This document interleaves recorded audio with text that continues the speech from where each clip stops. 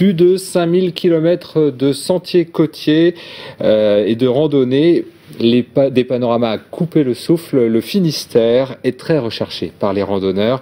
En baie d'Audierne, ce dimanche 19 juin, les randos du Cap vous permettront de découvrir ou redécouvrir des petits coins de nature à quelques pas de l'océan. Marie Rocher, bonjour. Bonjour. Marie Rocher, vous êtes chargée de mission randonnée à la communauté de communes du Cap Sizun. Alors, première question, quel est le programme de ces randos du Cap ? Je crois qu'il y avait un événement d'ailleurs qui s'appelait comme ça il y a quelques années. Oui, voilà, il y a quelques années, donc il y a 4 ans, en fait, il y avait la Rando du Cap qui existait. Donc elle a eu lieu en fait 3 années de suite, 2004, 2005, 2006. Et cette année-là, en 2011, on a souhaité donc la relancer, mais en tenant compte en fait de toutes les formes de randonnée qui existent sur le Cap Sizun, parce qu'on a cette chance en fait de pouvoir, on va dire, faire autant de la randonnée à pied, à vélo, à VTT, à cheval et même en kayak. Donc on a souhaité, on va dire, tenir compte de toutes ces formes multiples de randonnée. Et puis donc on l'a mis au programme. Donc il n'y aura pas que, on va dire, de la randonnée pédestre cette année, mais toutes ces formes de randonnée.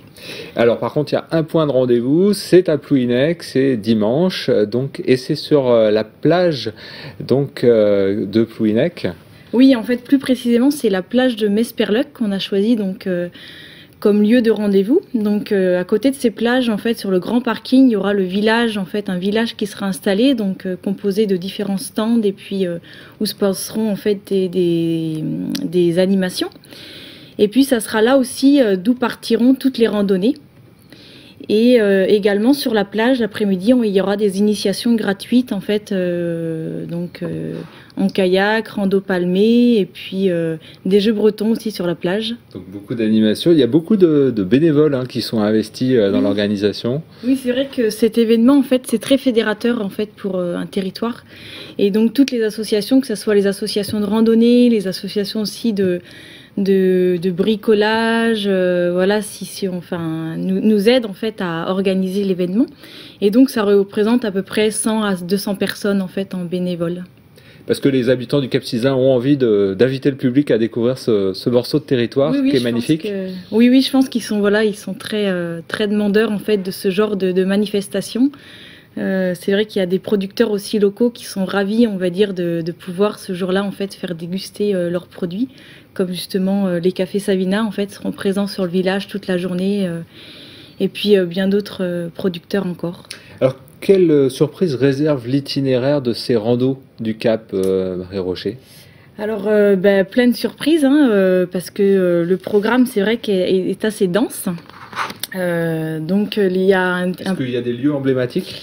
Des lieux emblématiques, oui, il y aura bien sûr en fait, il y a Ménez-Drégan en fait, qui est un site archéologique en fait très très réputé, très célèbre, où les gens en fait, je pense, auront envie de s'arrêter.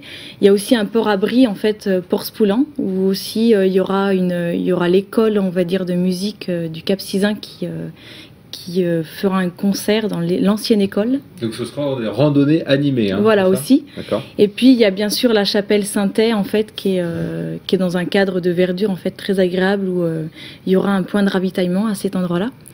Et puis plein d'autres endroits encore, voilà, où il y aura des surprises, parce que c'est aussi la journée du petit patrimoine et des moulins ce jour-là.